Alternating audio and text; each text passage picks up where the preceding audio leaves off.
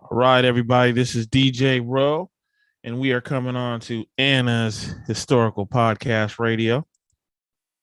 What's up, everyone? Welcome to Global History Radio. Yeah. Yeah, sorry we're on a little late. Our DJ was helping me at my house. Our DJ is a very nice guy. Oh wow. My house looks a lot better. I've been Nice. yeah.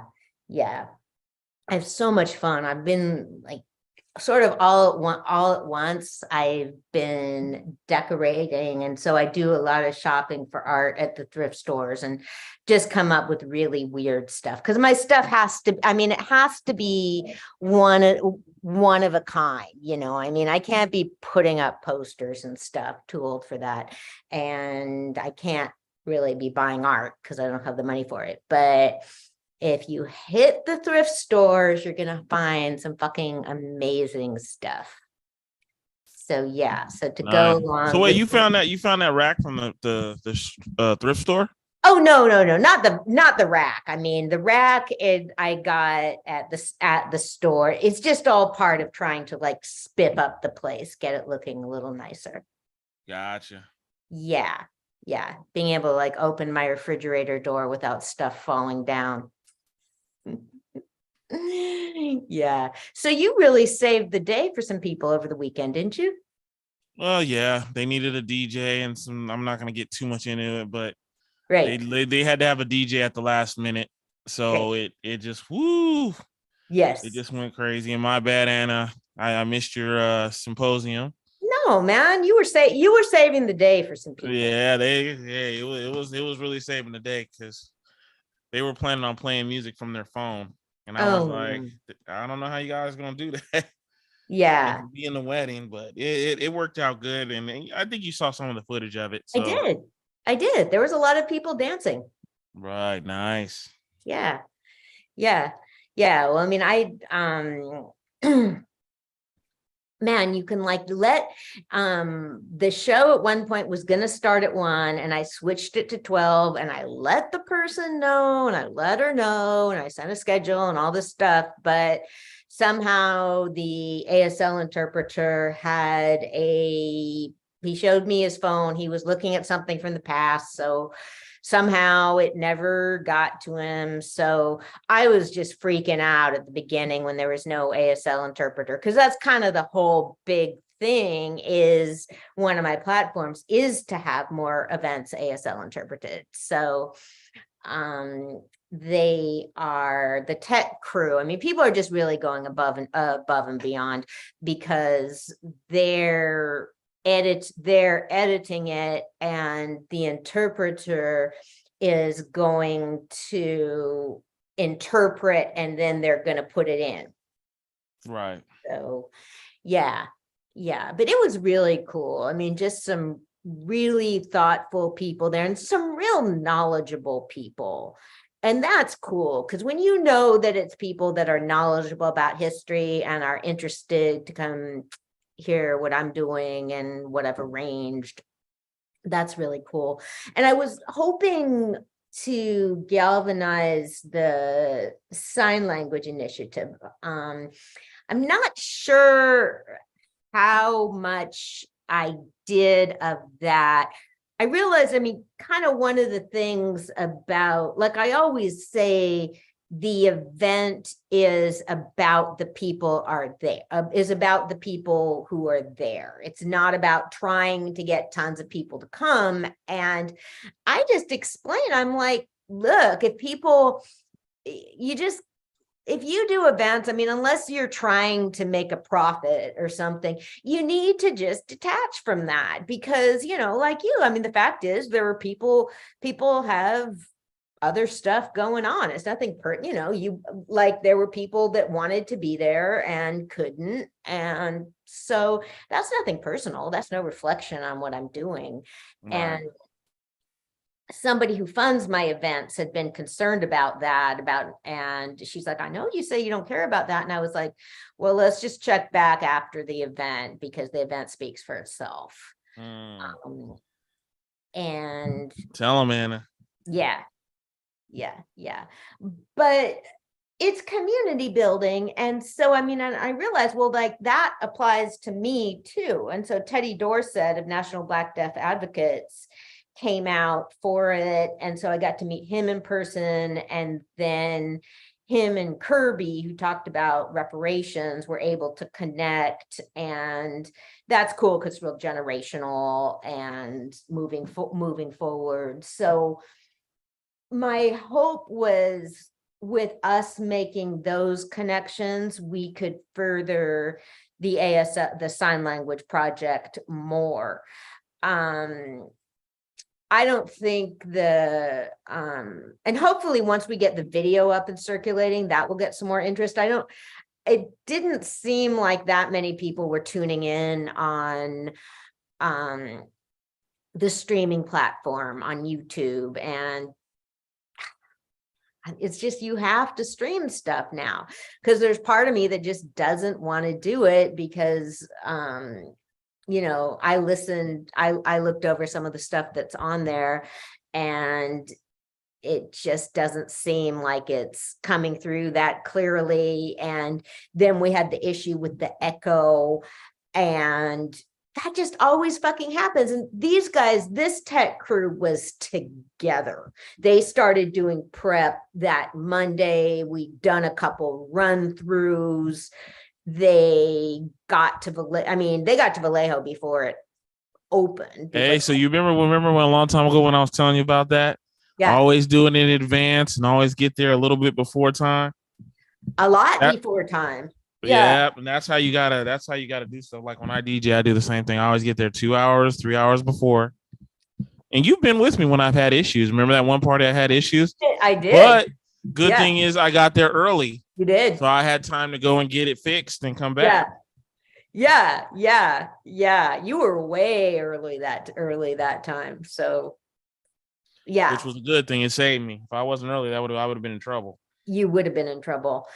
But so even with getting there, even with having plenty of time with streaming, it's like stuff happens. And so, but you know, you kind of have to, because that also means that's also a justification. I was like, well, people are streaming, and it's just like you have to, like, if you're interested in access, you just kind of have to do it, because there's people that are going to want to see it. There's people that want to see it and will be able to with the video. But I'm very much hoping that it will circulate more in the deaf communities, because I mean, I've been doing this, we've showed some of it here. I've been doing this political sign language thing for a while, and I talked about it a lot as part of my presentation.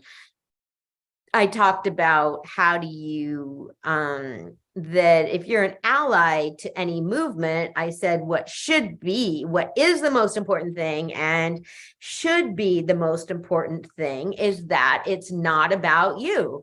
Don't get in front. You're not speaking for anyone.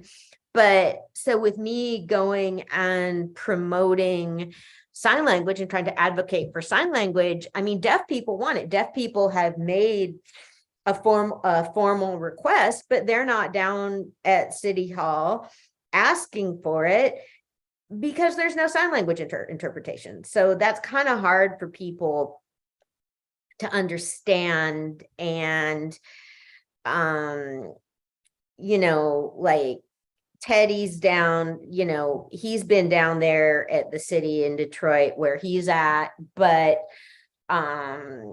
you know, I mean, he's an activist. That's his thing. And so, I don't know. I'm just a little bit, I had reported the city of Vallejo to the Office of Civil Rights or something, and I got a letter back from them, like brushing me off, which you know, I mean, that's gonna happen, but I just want more involvement from other people in this. And I've gotten some more positive feedback on Facebook. And then I met with the Mexican American city council member who'd been mad at me because I said, I just was gonna fucking bring it home.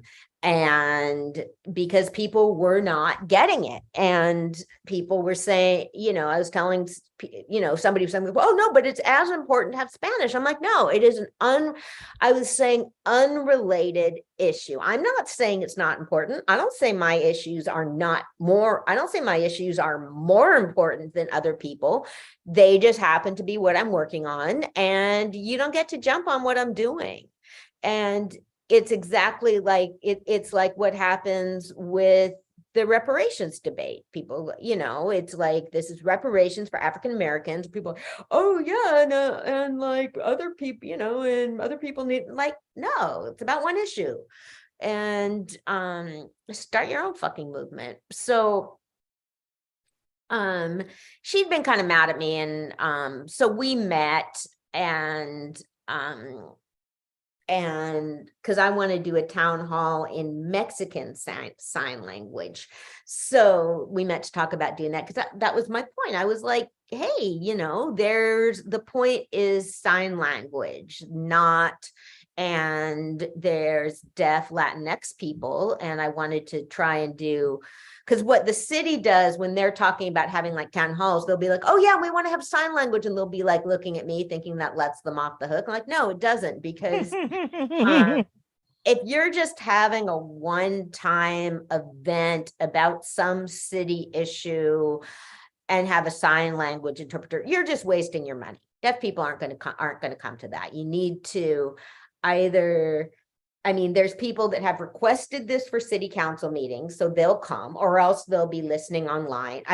They'll be watching online, and or you need to have a town hall, a meeting for deaf people. So, it's, you need to pay. And the thing I keep saying is that I remember before there was lifts on buses, that used to seem really unusual, but now there is. And people fought access laws. People didn't want to put in handrails. People didn't want to put in ramps because of the expense, and people fought.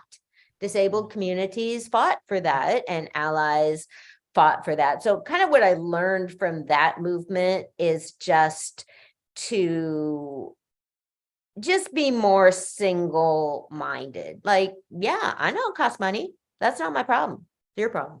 And, I get my events, it costs money to get this event interpreted, and I raise the money to fucking do it. Or else I cover the difference myself. And which I'm in the position of being able to do. I'm not suggesting, I'm not trying to get other people to have their events sign language interpreted or something. I know I know it's cost money. I'm not trying to tell anybody else how to spend their money, but it's the law that I feel the government is supposed to provide. Governments have money for expenses. They have the fucking money. So that's different. And the point is that people have a right to be included in their government. But what I pointed out, I was like, okay, you try and figure out how do you make sure that you're not being honest in addressing autism? So what I realized was that all this time I've been telling people that I've been going like, no, the captions are not acceptable. They get stuff wrong. They're just no good. And deaf people don't think they're any good. And I realized that I've been saying this for months. I haven't been talking at all about the rights of deaf people. So what I said last week was like, I've been talking about the rights of deaf people to understand, and I should be talking about the rights to be understood. That, yeah, there needs to be, I go down and speak, all of us like hearing people can go down and express ourselves, and address our government and our communities, and deaf people have that right too. So I said, like, that should be the only reason. I mean, that should be enough. And so, I mean, I just kind of, I am inspired by Bayard Rustin and the film we saw at the symposium that is being made, that I'm making into a comic book. They did the journey of reconciliation. It was to make a point. Specifically, it was because the NAACP had won in Morgan versus Virginia. The Supreme Court had ruled that segregation on interstate transit was unconstitutional, and they used because they used the argument that it was undue, and the laws about interstate commerce are in the Constitution to protect. It's ruled that it would be an undue burden on businesses to need to have different laws. So you're able to pass laws for the buses that are going between different states, so that you don't need to obey one set of laws in one state and another one in a different state. So that was so they did the journey of reconciliation to make a point. That was, I mean, they organized it, they planned it. It's not like they were trying to get someplace and decided that they were going to challenge segregated seating. They did this to challenge it, to make a point. And so I'm making a point about, the larger point is that everybody has a right to be involved in government. Everybody has a right to participate. Everybody has a right to be included. Government needs to be for everyone. So doing this with the sign language, to me, is making a bigger point. It is about freedom for everyone and access for everyone. And I just, as somebody that was raised by people that spoke up and were involved and took action, you just heard the conversation I was having with my brother. I feel like I do have a responsibility to try and make it better for everyone. What I said last week, I'm like, I want everybody has the same rights. I want everybody to be able to exercise the same rights that I'm exercising.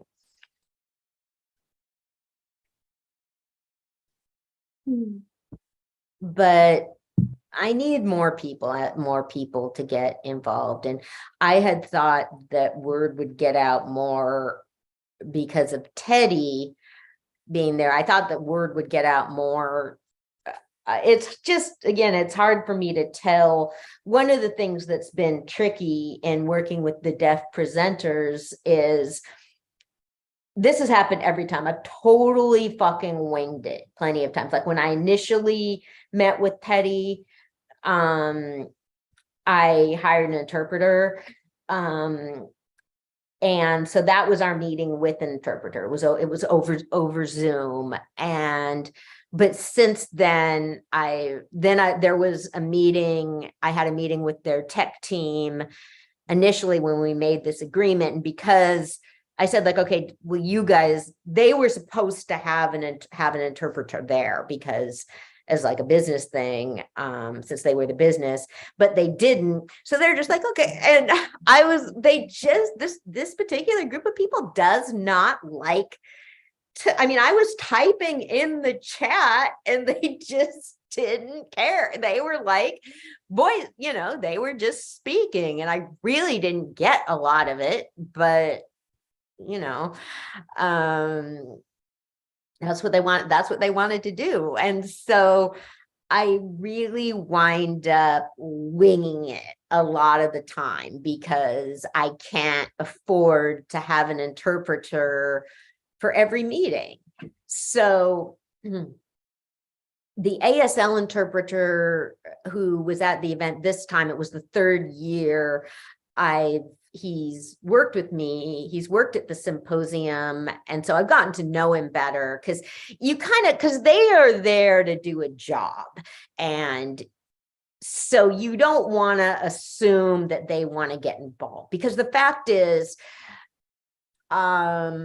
organizations like ASL interpreters get hired when it's the law, when somebody has to hire them, or else, when organizations want to have them, and organizations that care about access are all worthy organizations. So again, it's not like I could be saying like, oh, okay, everybody else you work with is like capitalist scum and we're so great. And no, because everything you work, it's all meaningful stuff. And so I asked him, he said he really was happy that I was still doing this. And I said, if one of the things that would be really helpful would be if you were ever able to if I could get somebody to just interpret for me for like 15 minutes, that would be really helpful. And he said, sure.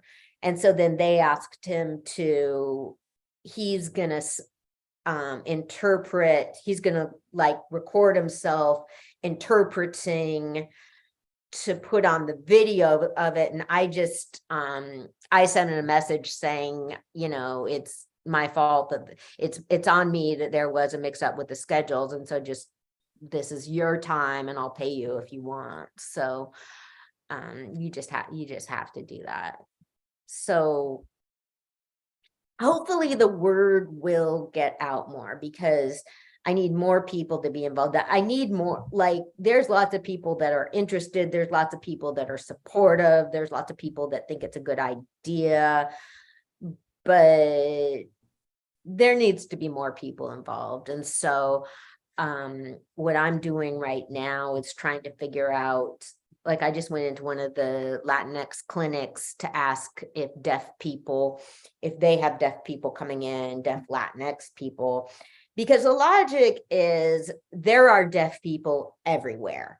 And so if you do a Mexican, and it's Mexican Sign Language, it's not Spanish Sign Language, because like ASL is different in different countries. So there's different sign language in countries that are all Spanish speaking. Like American Sign Language is different than British Sign Language. Is it the way that they move their hands, or do you know? It's a different language, completely different language. So yeah, I mean, it's American Sign Language is similar to French Sign Language because that's where it originated from. But yeah, because people are like, because you do, like, somebody was saying like, oh yeah, I'd like to learn sign language because then I could know universal, because yeah, people will be like, why do you think our language is universal? Yours isn't. So the logic is that, well, there's deaf people are everywhere. So, I think we do need to do a little bit more than that. And so I have the number for somebody else to call at this clinic. What I'm going to be doing is just trying to, because, I think we do need to have more involvement from the community. I mean, I'm not going to ask, because it's asking Mina, the council person, to, pay out a considerable sum in order to do this. So we got to make sure the community, it's like, I know people are out there, but are they even interested? So that's what I'm working on now. But I mean, so far as the city council, I need to just I'm going to take a little rest with that, or just like, okay, I did this round of it of filing with the state office. And so I don't know, I'll see. Just for shits and giggles, I'll probably like, I got this thing in the mail and I was like, oh, I don't even want to read this. I'll probably like just write them again. And I mean, I certainly, because, you know, I mean, anything like that, they have, if you disagree with this decision, like, yeah, I'll do that as long as I started this. But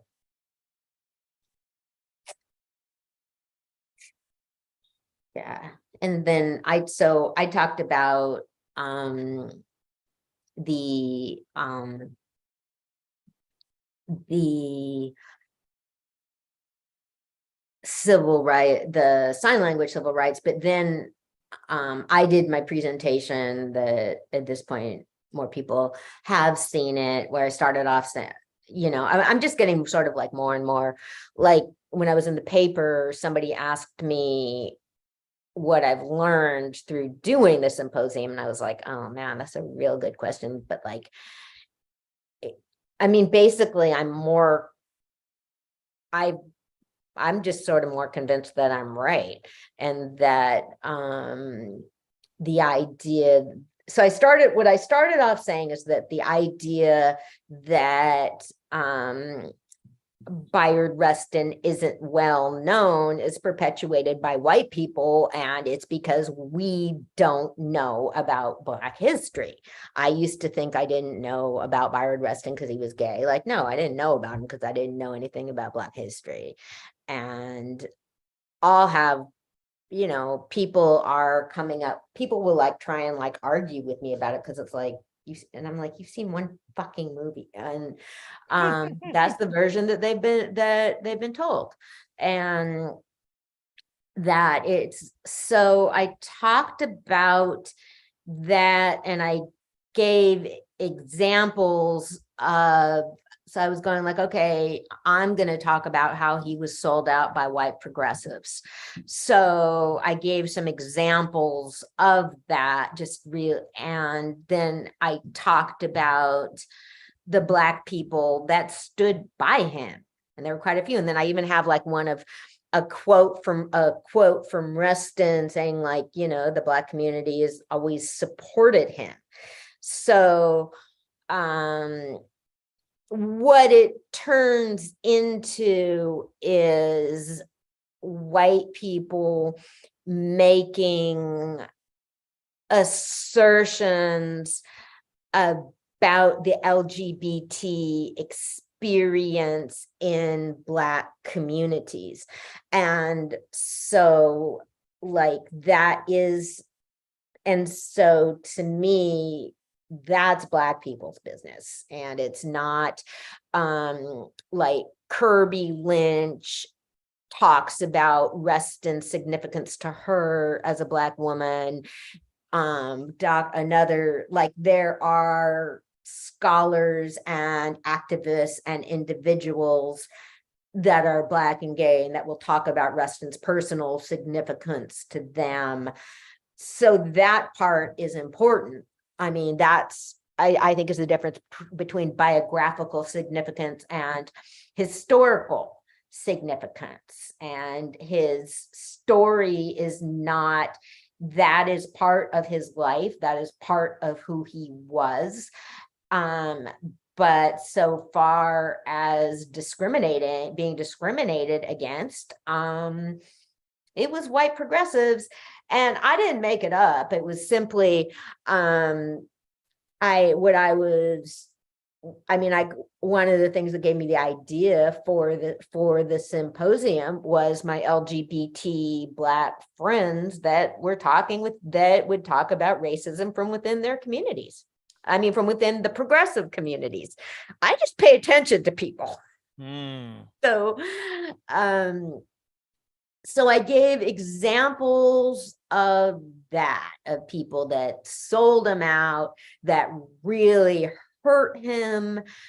And so this is real. I'm just kind of getting deeper into this because I have to. And so as the more people were interested from academic circles were interested in this particular symposium because of Dr. Kirby Lynch, who's a PhD who was studying reparations and equity, who talked about Rustin and reparations. So this is awesome. I mean, I'm getting a bigger audience, but so I said that this is an idea that was perpetuated by white filmmakers and white historians because they got the grants and the money to do it. But that's what fucking happens. And so, and then I said that I'm grateful that the fact remains that I personally learned about Rustin the same way everybody else did, not the same way other people did, through the same films and books as other people. I just took it so I said, I said I'm grateful to the people that have done this research so that I'm able to disagree with them. I took it further. It was just always a lot of people like white people and like white gay people particularly are going to stop with Rustin, are going to stop with this idea of like, oh, I didn't know who he was because he was gay, and I saw the film Brother Outsider many years ago, and that film was one of the things that really got me interested in Black history, because it was clear to me that Rustin was not operating on his own, that he was surrounded by important, interesting people. And when you go further and broader, he is mentioned in more things. And I talked about reason, like so far as his particular career. So I don't know. I mean, hopefully it'll be interesting, because I've just gotten, and the people that made the film Brother Outsider were assholes to me. And so their film is publicly available. Okay. They charged me to screen it. And I went ahead and paid, whereas the next year, there were Black people that flew themselves in for the symposium and didn't ask to be paid or anything. So it's like this, I don't know. I've said, so I'm just getting closer and closer to pointing that to, I mean, I've talked about that to Kirby, and I talked about like that Ralph Bunche film I screened. It's like, I mean, the filmmaker's wife was trying to get money from me. It's like, the film's on Canopy, bitch. I mean, like, who the fuck? I am not making. And so I said with the, as part of my symposium speech, the presentation, I was like, I'm here, people can talk to me, people can say I'm a hypocrite because I'm a hypocrite, but how I view it is that I'm not really like, the symposium pays for itself mostly. I mean, so far as I'm concerned, I'm not taking research grants or film money from anyone. So, but yeah, I mean, people are certainly free to say I'm a hypocrite, and I'd be real interested, and I'm happy to have that conversation, because I can see why it would seem contradictory to people. So, but yeah, you want to take a break? I need to hang up my laundry. Yeah, let's do it. Okay.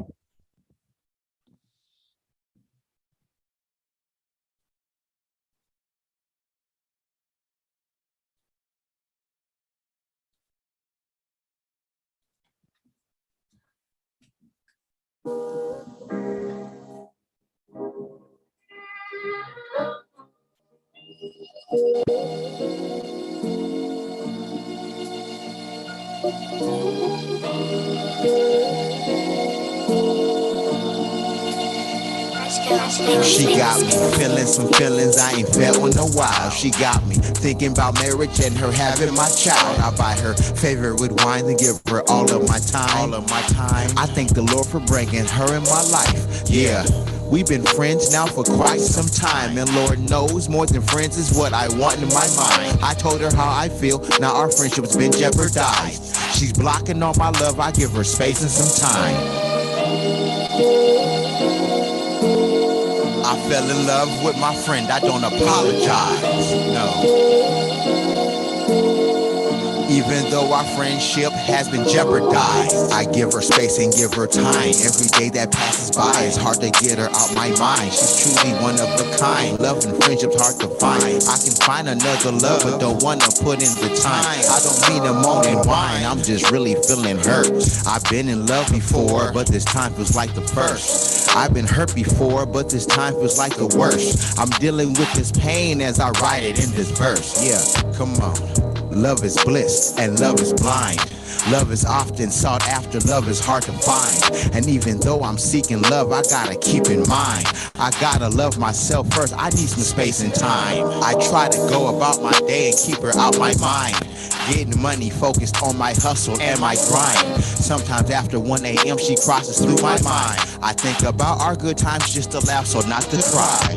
I still love her, if she needs me, she can hit my line. If she's hungry, needs some gas, or wants some barefoot wine. Love and friendship is something that is hard to find. I fell in love with my best friend, I don't apologize, no. I fell in love with my friend, I don't apologize, no. I hope and pray our friendship hasn't been jeopardized, yeah. Thug Nasty.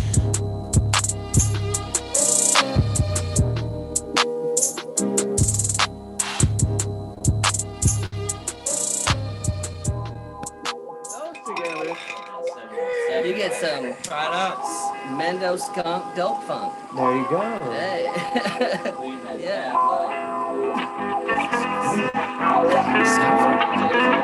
You got some fire? Yes, I do. Roll one up. Light it. Introducing my homies, the Skunk Funk crew. We got Cuban B, lacing them hip-hopping, cultivational rhymes, elevating your mind. We got Max G, pulling the strings, always making that guitar scream. You know we got Witty, knocking on the drums, breaking it down real funky. Last up to bat, Bobo, dabbing on the bass, giving them a taste of that skunk sound. Yo, I heard they got skunk funk on possession for sale, cause the music's so dope it gets weighed on a scale. Representing positive music and they rebel, fight against the rollers who want us locked in a cell. Ska punk, rockin' dope, talking day growers, freedom fighting, funkin' it up, the skunk soldiers, taking over, keeping the underground to the fullest. Music is the weapon, they shooting lyrical bullets. That's skunk funk. My homies, always keeping it real funky. Cuban B, Bobo, Max G, Witty, Bleezy up in here, this OD, Skunk Funk, possession for sale, possession for sale. You know they always got that dope. Possession for sale. Y'all ready to smoke?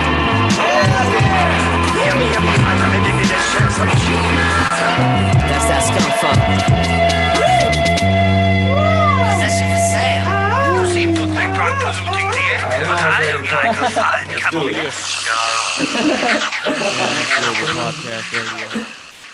We are back, y'all. Cheers, mate. That was so fucking boom boom.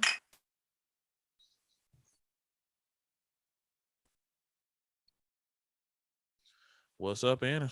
What's up? So who we listening to? Thug Nasty? We were listening to Thug Nasty, and the second one was Skunk Funk. Oh, okay. Okay. Cool. Cool. So I've been listening to a podcast called I Am Not a Monster.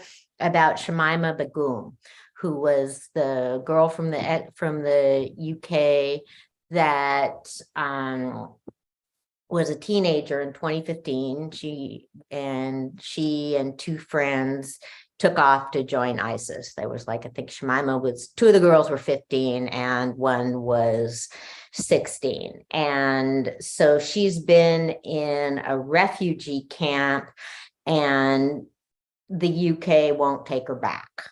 They're claiming that that she's dangerous. So there's a podcast by a journalist that's covered it the whole time, that covered when the girls ran away. And so he's met Shamima and talked with her. I'm not sure how they're going to get to like 10 podcasts. I mean, he's trying to figure out, and they haven't got just how the girls were radicalized, because it's a real, like, he covered it at the time, and the girls, like, they were trying to track them on their computers. There was like no trace of them. I mean, and which is pretty hard. There was no search history, like nothing. I mean, it's pretty hard to wipe a computer completely. So they'd had some pretty sophisticated help, and somebody had gotten them passports. And so one of the things that kind of seems to have happened, because what they did, they flew to Turkey, and then from Turkey, then they were at this kind of spot at the border between Turkey and Syria that's like sort of a holding place. And somebody there, a guy there, took them across the border to ISIS, but this guy was an undercover Canadian spy. Whoa. Okay. Yeah. I mean, who was like embedded or whatever with ISIS. So that really crosses some lines. I mean, to say the least. I mean, it's like when somebody goes undercover with the mafia or something, like, okay, what are you gonna do in order to keep your cover going, in order to keep your facade going? Like, how deeply are you going to kill somebody? And so in this case, apparently he was dedicated enough to assist to traffic them, basically, to assist with that. So then they went to then they were taken to like another sort of holding place, and their passports were taken away, their phones, just everything. And so that's when they first, I guess before that, they hadn't, maybe back in 2015 or no, there was still like tons of stuff about ISIS in public. I mean, he's trying to figure out, like, what were they thinking? Like, what did they think they were getting into? I mean, and it seems like, I guess I was kind of thinking about like why young people get into gangs. That was the only sort of comparison I could come up with. And because I've read before about girls that go to join ISIS, and so the people that are kind of cultivating them and trying to ensnare them, they kind of get these ideas of like, okay, I'm going to get the biggest, baddest fighter there is. And sort of like, they get like some super hardcore Muslim guy, fundamental ISIS, that it's like this status sort of thing, and like that weird teenage mind sort of thing. Because these girls were just, I mean, they were Muslim, but they just went to school and they just had regular lives. Shamima described, so I guess they just, I think some of these traffickers or whatever just kind of prey off their insecurities, of wanting to feel important. I guess that's one of the things to me that would make the most sense for how do you get kids to come, how do you get these young people to come, like, how do you get these girls to give up all their freedom? I mean, don't they know what they're getting, they're not going to be able to do. So that's the only thing I can come up with, just this idea that doing this will make them more important. And I can see that. And they probably, the attention they probably got yeah, at first, yeah, it's true. They probably could really yeah, and they could kind of, attention would be a big thing too, because I think like groomers and people like that, they make the person feel special. Here's this person paying all this attention to me that well, they must really want me to come. I guess this must be really great, or it must be great because they want me to be here so badly. I can But see that. basically, yeah, ISIS kept very detailed records. So the journalists went and found, when Shamima and her friends got to Syria and signed up or something. And so that's kind of where I am in the podcast. But that's where they first saw those scary guys with their huge guns and stuff. And so the journalist asked Shamima if she was scared, and she said no, because she thought they were there to protect her. So, but I mean, I guess the journalist has given interviews. Now he thinks she's sociopathic. He thinks that he thinks she is a danger. He thinks she doesn't have any remorse. So, I mean, he spent a lot of time with her, and certainly was going to be, I mean, as an investigative journalist, I mean, he was certainly dedicated in finding stuff out for himself, not taking somebody else's version. But it's just important and sort of related. I mean, how do teenagers, how do young people get so influenced to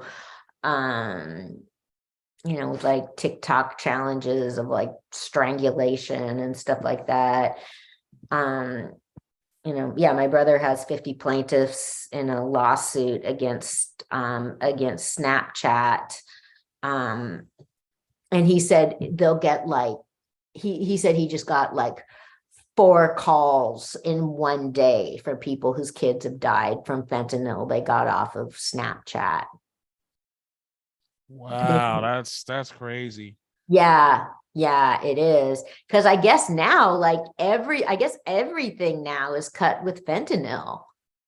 They think they're getting Xanax or something. Is fentanyl really cheap or something? Yeah, I heard it's cheap. I mean, that must be why they cut drugs with it. Yeah, it's cheap, and it gives what we call, I would say, a deadly high. So, she's yeah. I mean, these kids think they're getting Xanax, and it's fentanyl, and with the disappearing messages, nobody can find out where they got it from. Yeah.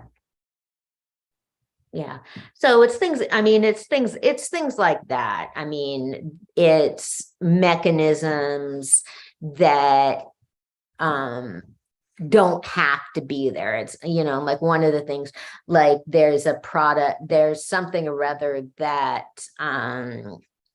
Instagram puts out, or maybe it's Snapchat, where it's a icon or it's an app that looks like a calculator. See, I'm sort of curious now when I'm going to find it, that looks like a calculator, but it's actually Instagram or Snapchat.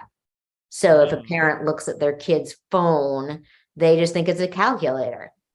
So basically, I mean, these companies are trying to, they are trying to come up with ways to keep kids hooked on their products.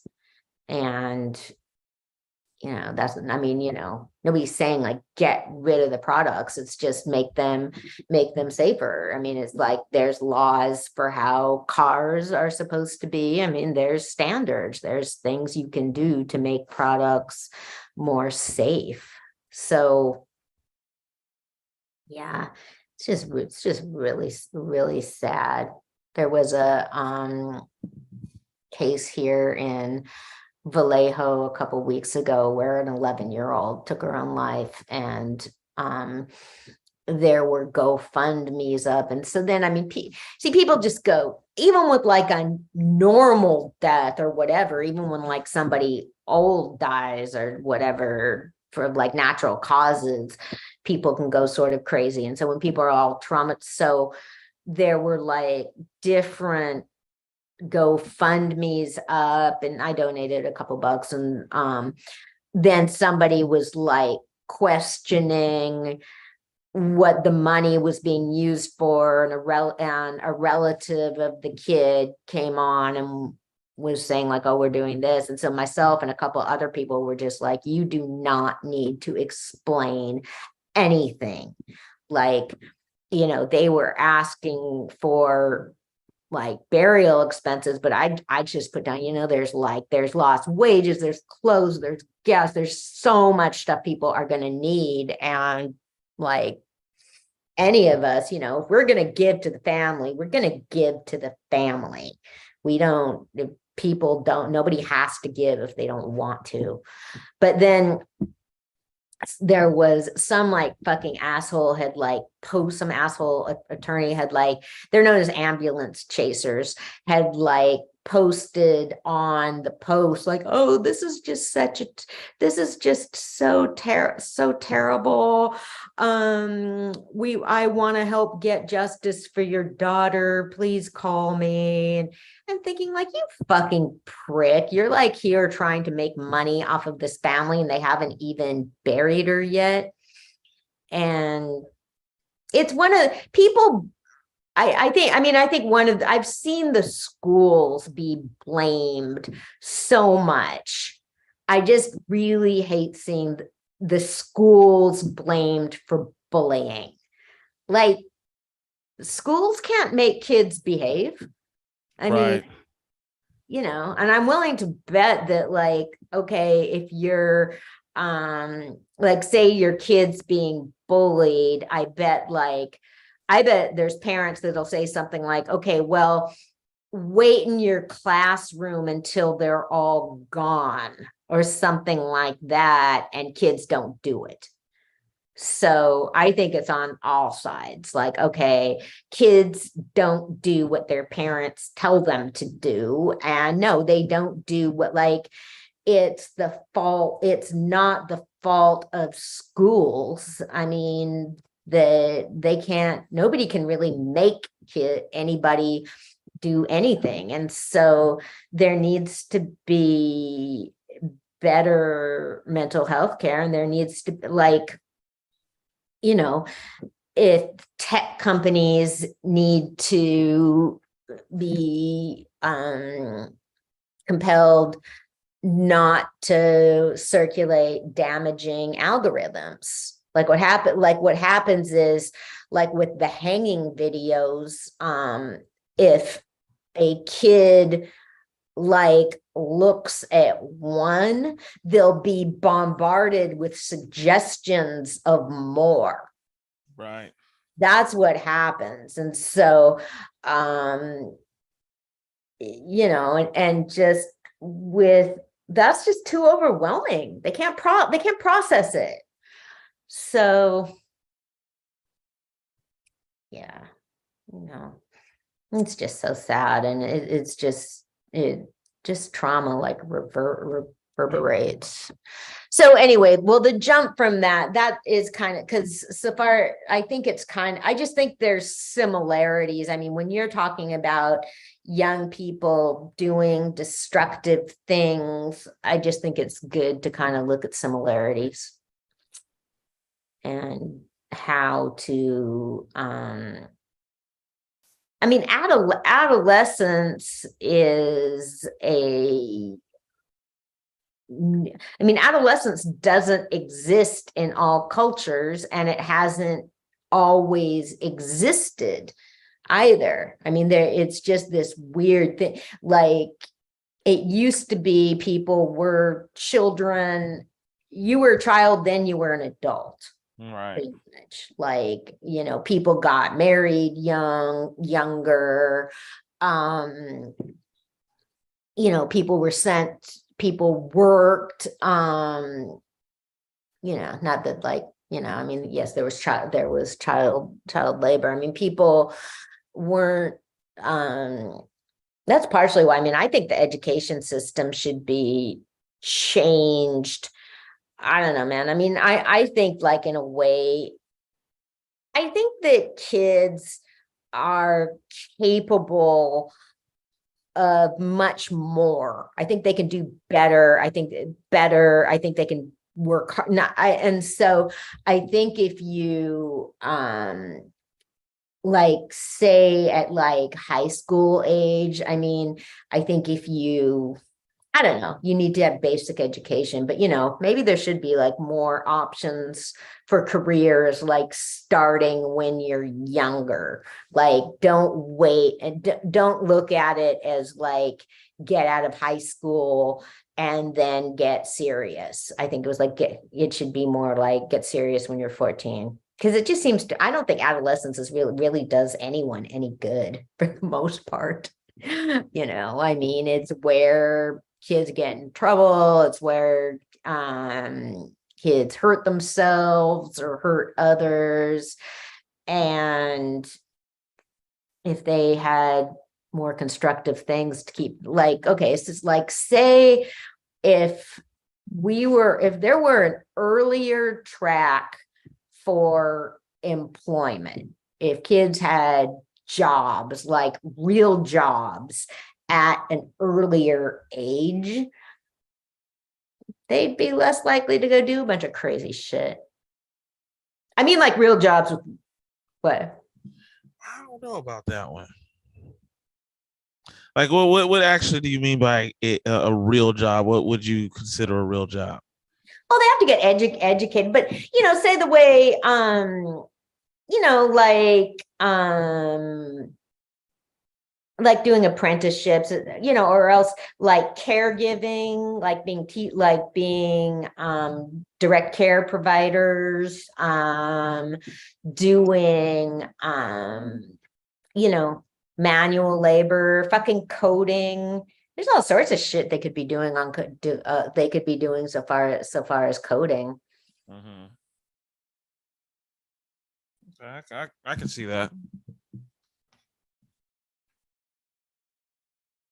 Yeah, I mean, that's kind of the logic, rather than an extended holding pattern where you're not an adult and you're not a child. I would be very happy to see people be children for longer. I think that would be great. I mean, It used to be like that. It did. It sure did. Yeah. I don't know. I think, like you said, with the social media and the way things are, that I think they get exposed to adult stuff a little too quick. So yeah. I think sometimes that's why, like, when you were talking about jobs, like, you know, back in the day, I don't know how kids are now, but, you know, me getting a job when I worked at Carlin Shoe World, that was kind of cool to me, you know what I'm saying? Just to have a job. But I can see nowadays most kids probably wouldn't want to do it because they get seen on TV and stuff like, oh, that ain't a good job. You know, that's crappy. You know, I gotta do something where I'm almost a millionaire to work, or else I'm not gonna work at all, type deal. So Well, and I mean, that stuff is, but if it was, say, if there were programs like that, say if there were programs for like jobs, like when kids were younger, like when they're 14 or something, where, I mean, if they have more friends doing it, just normalize something. I mean, yeah. Because like when I was a kid, most of the friends I had or some, they didn't mind working because like I said, you weren't exposed to that much. So even if the little bit of money you made at the time, Yeah. you was good. You was happy with having that. So Yeah. now I just don't think kids, like they said, they're into the whole hype of everything now. So you got to make a lot of money to be considered something. So for them doing a job that's small to me, or something like McDonald's, Shoe World, or something, it's just like something they're not going to want to do. Well, that'll come down definitely to families, because seriously, I mean, like what the fuck kind of money do you think you're going to be making when you're a teenager? I mean, to me, that's the sort of thing that parents should be giving reality talks about. But I seen a post, this was years ago, where some guy or some kid, he was actually a kid, he was a teenager. He posted, he made like a couple $100s at McDonald's. You could tell he worked at McDonald's. He has McDonald's, and he posted, "Hey, I made some good money today. I did overtime," and he was posting his money, which to me was cool. It was like, okay, you can do, but dude, all the kids on there ragged him. Oh shit, poor. And think about it, and me and you both know probably 90% of those kids probably didn't even have a job themselves. But not. It's the fact that he worked at McDonald's, and McDonald's isn't really considered. You know what I mean? Fuck, there was like I have to fit the workers in McDonald's. I have to figure out what's going on, because the McDonald's workers in Vallejo went on strike. Oh, I didn't know that. Whoa. Yeah, I have to figure out what's up with that, because I certainly, I mean, that's the thing. I can't boycott McDonald's because I don't eat there, but like I would certainly I mean, if it's still going, I have to figure out. I think it was just for a day, because I was trying to track it, because yeah, I would have gone over there to like support, definitely. Oh, wow. So they were boycotting over there? Yeah. Uh-oh. Well, going on strike, because I was like, yeah, I mean, I can't like boycott something I'm not going to eat anyway, but I would certainly go over and like lend, show support. Man, I didn't even know that was going down at McDonald's. That's crazy. Yeah. Yeah. Well, and then the other, we don't have,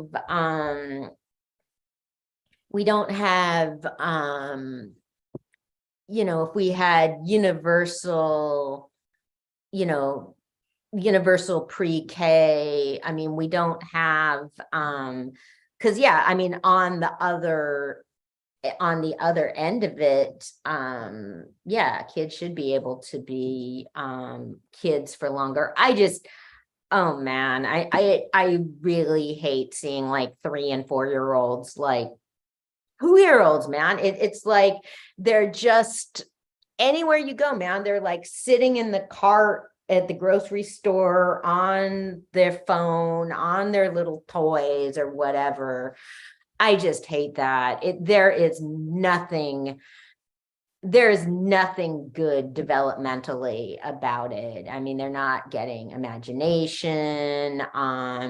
They don't like now, hand-eye coordination, all this stuff. There's nothing good about it at all. It really drives me crazy. I get so happy. I'm so happy whenever I see a kid with a doll or stuffed animal. How rare. I was a doll kid. I played with dolls, stuffed animals.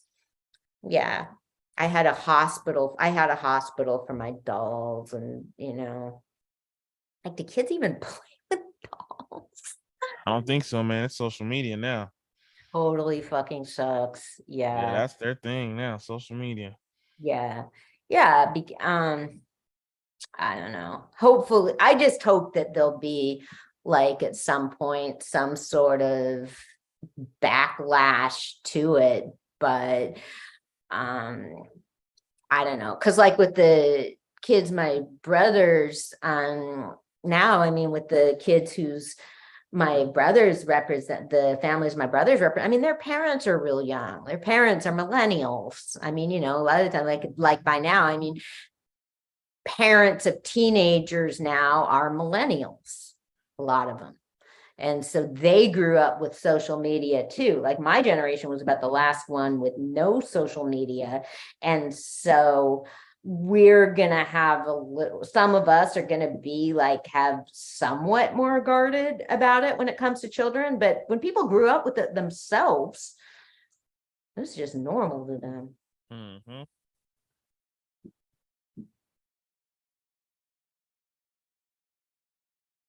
Yeah.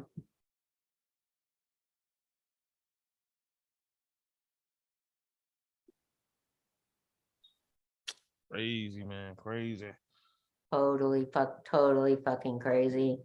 Yeah. Want to take a break? Yeah, let's do it. Okay.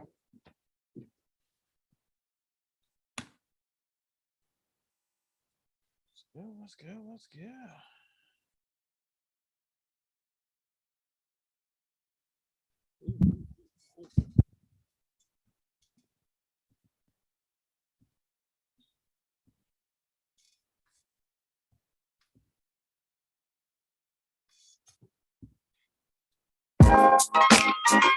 That cooler, reminiscer, things I used to do, still do.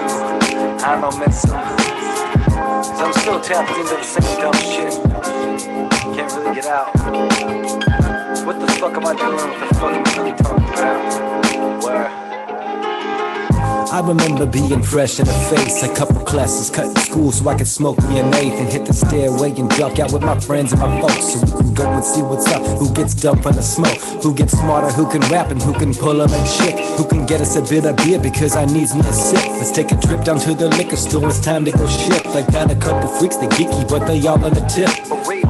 Yeah, and I'm loving them types. They kinda come off shy, but when it's late night, they getting hyped. I want a side bet, I mean it's time to jet. I've done it many times before, trust me, I'm just a vet. No sweat, my man, he goes and peeps the signal. He grabs the keys to the car, he knows it's time to wiggle. You know them jingle of them keys is the freedom of the road. Let's get out of here and go get smoked and get ghost, yeah. It's my life, my life, my life. I'm getting high, it's my right, alright. Yeah, if only you knew what I've been through in this life.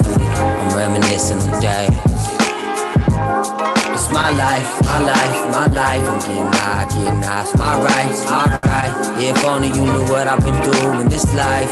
I'm reminiscing today. Only 10, I'm hyped up. Strict said we finna blaze. Only 11, I'ma try me some gay. I grew up young, at 12, I was getting laid. I said, this was life about. We was at the theater, my chick, she was 15. First time to get brain. Finally found a way to escape where it was okay. From my vices came my pain. To this day, it's still the same. I'm reminiscing today. And it all go too fast, it isn't just a phrase. When you gambling with your life, them dice will get you to change. I'm focused on my mind and my business, I don't listen to lame. The team will never win unless the vision the same. I seen a bad little dame, I said, hey, I hollered back on time, fuck you like the industry, babe. I got the confirmation from that smile on his face.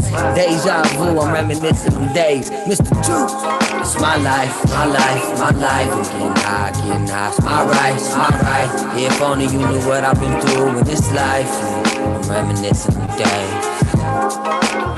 It's my life, my life, my life. I'm getting high, it's my right, alright. Yeah, if only you knew what I've been through in this life. I'm reminiscing today.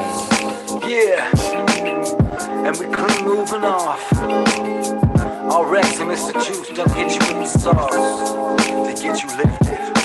So now that you shifted into your front position and ready to take flight, kick on back and I bid you well and say, have a good night.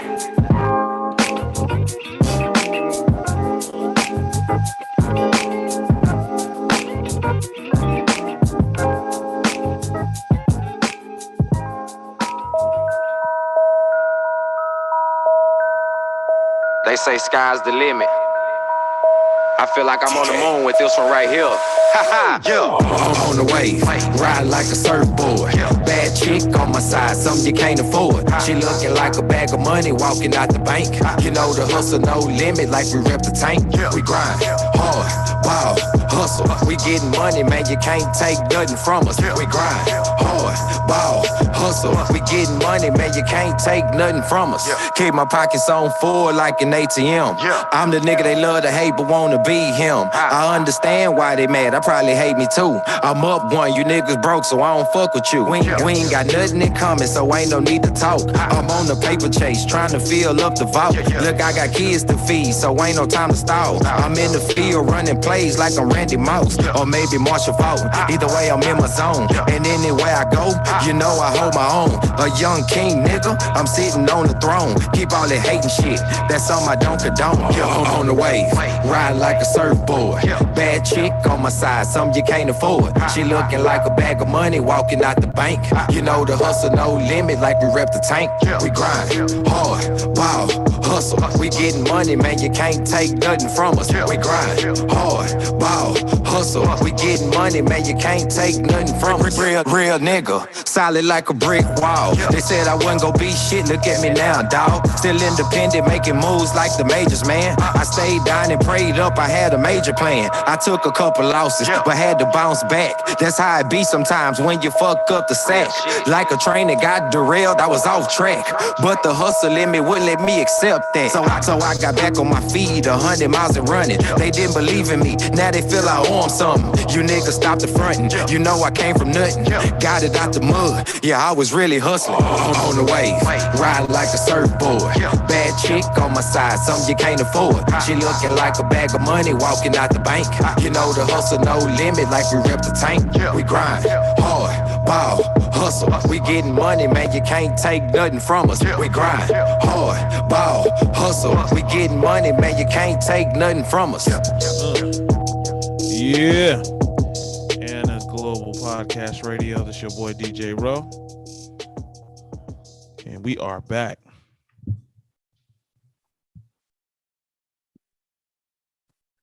So yeah, so Kamala spoke on at Tyree Nichols' funeral today.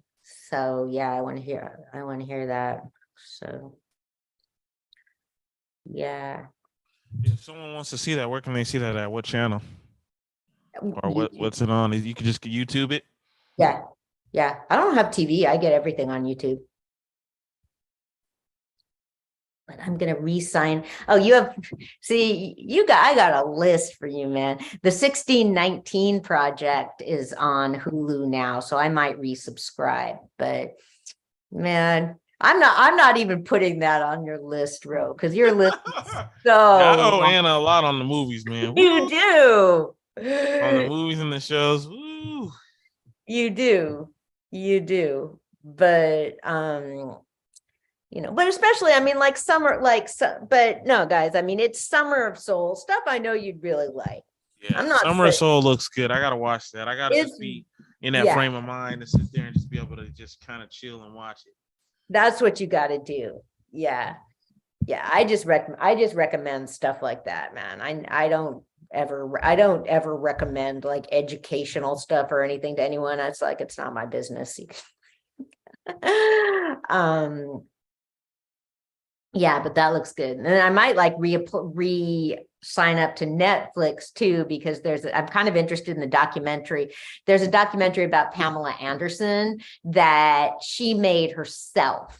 And I watched Pamela and Tommy I watched a like film thing about her. So, because I mean, again, this is like the like Pam and Tommy sex tape. I mean, this was early internet. I mean, I didn't have internet back then. And back then I've never had a TV. So I was really out of stuff. Now, unfortunately, with the internet, I'm too up on stuff. Not back then. So another thing happening is that the movie Till was not nominated for any awards. What? So Yeah, I mean, I myself didn't see it because I've, you know, I don't like seeing depictions of really sad things because I know about them. I've seen a documentary that was made while Mamie Till was still alive, where she was interviewed and where Emmett Till's cousin, who was there, was at the house, was interviewed. So I'm like, no, but for a lot of people, biopics are really important. And so, and this is I don't even know how to emphasize, very, very important part of history. It's something people need to know about. And it was nominated. No, it was not nominated for any Oscars. It's directed by a Black woman. She wasn't nominated for anything. The lead wasn't nominated for anything. So, I mean, to me, I don't know. I just not even, because I mean, the Academy likes really sad. The Academy likes sad race stuff about race. They love that. So I thought for sure that film would be nominated. And so I was all, see, look at me. I was from this position of like, man, yeah, like, why do they only nominate Black films that are tragedies? Well, in this case, they didn't even nominate a tragedy. So that really sucks. So hopefully there'll be a lot of boycotts. That I've been reading a book about memory and sort of about how the brain works with memory, and explaining like different kinds of there's the stuff and the stuff you think. And like episodic memory is stuff that you think, and somatic memory is stuff that you just know. Like if you're learning a language, initially it's in episodic memory because you need to think it through, but then once you really know something, you don't need to think about it. Like driving is in somatic memory for the most part. So that's the stuff you know how to do. And so it was explaining how memories go through different neural pathways. So like if there's a problem with a certain part of your brain, then that's what can be the problem. It's but what I thought was really interesting, we remember things, memories are connected to other things. And like everybody has a hard time with names because a name can apply to anyone for the most part. So like if you meet if you meet somebody named Shauna or something, that could be a whole lot of different people. So until you know the person, it's really hard to remember their name. So the way to try and do it when you're introduced to somebody is like try to remember something about them, like what color their eyes are or something, or like how tall they are, so that you have a visual with it. And the way memories work is they're all connected to something. So when you're trying to remember something, then try and think of what it's connected to. Because I have a book that I got at a free library. And I know I got it at a free library. I remember what it looks like. I couldn't remember where it was. Was like, where the fuck? I know it was a free library. I could picture what the bookshelves look like, but I can't picture where it was. So it was driving me crazy. So today I don't let stuff like that, because I think that if you get anxious about not remembering things, then it's even worse. Because when you get anxious, then your mind is in a whole different state.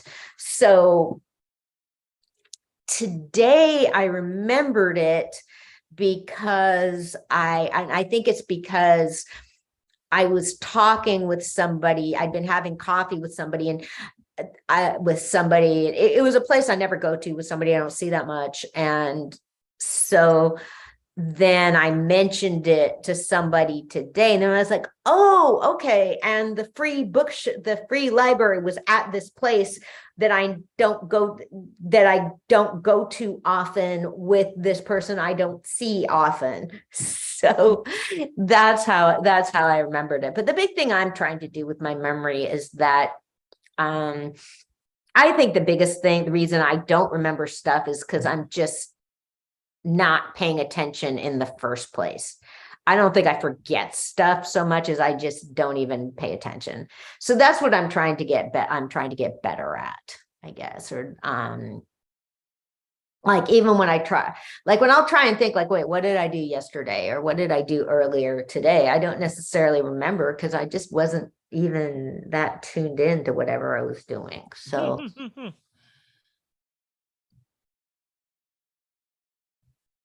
I can see that. yeah, but but it's important, I mean, it's important. I mean, the brain is like any muscle. You got to keep using it. So, I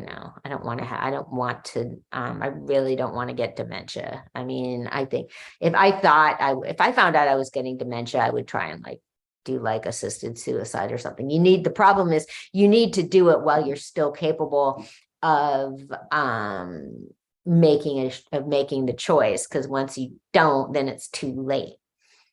So, and then it would not be ethical for anybody to assist you doing it. So it's real common. It's a real common thing. So, okay, well, this weekend, okay, so I've been listening to the Shemima podcast, and yeah. So, what else has been going on? Shoot, nothing really. Oh, same old. Really? Football. It's the playoffs. It is this weekend. Yeah, it was the division championships, the conferences. Okay. Yeah, not this weekend. Oh yeah, but last weekend. This weekend, I think we skip, and I think next weekend is the Super Bowl. Oh, okay. That's what happened for this weekend that passed. That's what I'm talking about. Oh, okay. This weekend's a rest for everybody. Everybody gets to rest. Oh, okay. Okay. Well, there's supposed to be stuff going on this week. There's a Comic-Con this weekend, but so I now have 2 different people working on my comic book. Yeah, so fucking crazy. The idea is I'm so fucking sick of it, kind of. So what I might do is just release the 2 of them, because they're each doing 8 pages, because the guy I'm working with in Nigeria, we were working on something. He's a little bit like, okay, wait, I could tell he kind of wanted to get out of it, because I don't know. I mean, it was supposed to be 16 pages. So I paid him for 8, but with how he's doing stuff, it's like, he's going to have 8 finished pages. He's not, because like some people did, like the guy I was working with before, Partial was taking forever. He was like rendering the whole book. It was just weird. He's like, okay, well, I'm figuring out this thing for the whole book, but with the people I'm working with now, they're just showing me pages as they finish it.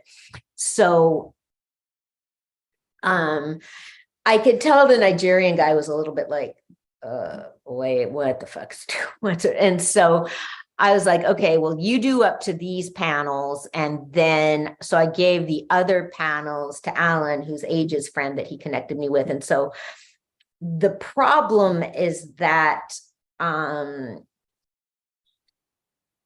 the first part of the book has more of my creativity in it, and the second part doesn't.